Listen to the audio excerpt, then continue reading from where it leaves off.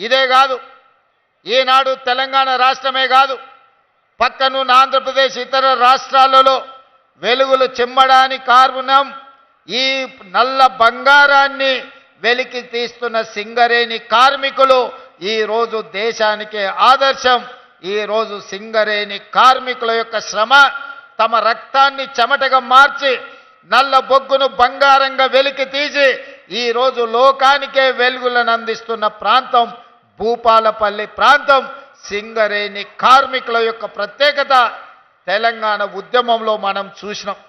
ఆనాడు రాష్ట్ర సాధన ఆలస్యమైనప్పుడు కేంద్ర ప్రభుత్వం మీద సీమాంధ్ర పాలకులు సమైక్య పాలనలో ఒత్తిడి తెచ్చినప్పుడు ఇక తెలంగాణ రాష్ట్ర సాధన ఆనాటి రాజకీయ పార్టీలతో అసాధ్యం అనుకున్నప్పుడు వేలాది మంది సింగరేణి కార్మికులు నడుం బిగించి పిడికిలెత్తి కొట్లాడి తెలంగాణ రాష్ట్రాన్ని సాధించడానికి కారణమైన సింగరేణి కార్మికులు ఈ ప్రాంతానికి ప్రాతినిధ్యం వహించడం మన అందరికీ కూడా గర్వకారణం అని చెప్పి నేను ఈ వేదిక మీద నుంచి చెప్పదలుచుకున్నా.